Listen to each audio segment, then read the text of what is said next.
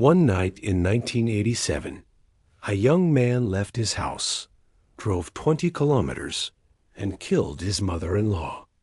When police found him, he was calm, confused, and covered in blood. He said he had no idea what he had done. The shocking part, he was sleepwalking. Welcome to HEH TV. This is one of the strangest criminal cases ever recorded. The man's name was Kenneth Parks. He was 23 years old, living in Canada.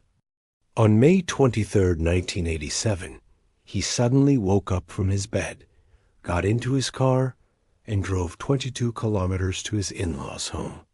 When he reached their house, he took a tire iron and brutally attacked his father-in-law. Then he strangled and killed his mother-in-law. After the attack, he drove straight to a police station. He was bleeding from his own wounds, but walked in calmly and said, "I think I've killed someone." During investigation, something unusual came to light.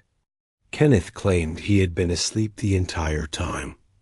He remembered nothing. Doctors were called to test his claim, and what they discovered shocked the world. Experts confirmed he was in a state of somnambulism, also known as sleepwalking. His brain was partly asleep and partly awake. The part that controls movement was active, but the part responsible for awareness was completely shut down. Sleepwalking usually happens during stage 3 of NREM sleep, when the brain is in its deepest rest.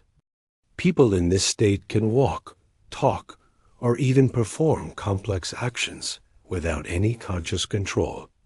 In Kenneth's case, his body carried out a violent act while his mind was completely unaware.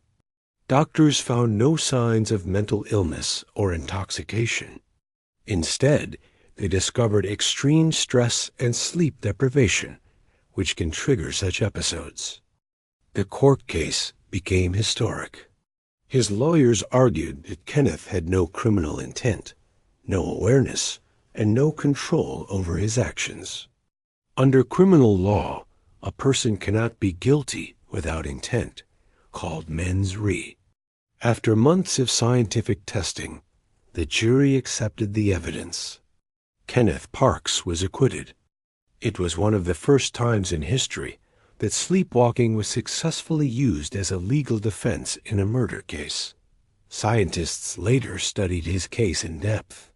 They learned that during sleepwalking, the brain's motor systems wake up, but the frontal lobe, responsible for decision-making and moral judgment, stays asleep. This partial awakening explains how someone can move and act but remain unconscious. Studies show that around 7% of people experience sleepwalking at least once in their lives. About 3 to 4% of adults are regular sleepwalkers. Among children, the number is even higher. Around 15% have at least one episode. There is also a genetic link. Researchers found connections to chromosome 20q, 12q, 13.12. If parents sleepwalk, their children are much more likely to do the same. In India, a similar case took place in 1957, known as the Papathiammal case. A woman killed her child while sleepwalking. The Madras High Court ruled that she was not responsible for her actions because she was in a state of unsound mind during the act. This judgment used Section 84 of the Indian Penal Code, which protects people who act unconsciously or without control over their mind. However, courts remain extremely careful with such defenses. Many people have tried to use sleepwalking as an excuse, but without strong medical evidence, it fails. The law requires solid proof that the person was truly unconscious and had no control over their actions. Even today, doctors continue to study sleepwalking to understand how the brain can stay half asleep and half awake at the same time. They call it a dissociative state, where consciousness breaks into separate layers.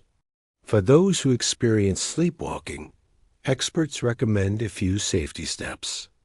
Remove sharp or dangerous objects from the bedroom. Lock doors and windows securely. Install motion sensors or alarms near exits. If possible, sleep on lower floors and secure stairways or balconies. Sleepwalking may sound harmless, but in rare cases, it can lead to serious injuries or even death. The Kenneth Parks case reminds us how mysterious and unpredictable the human brain can be. What happened that night in 1987 remains one of the most fascinating and terrifying examples of how the line between sleep and wakefulness can blur with deadly consequences.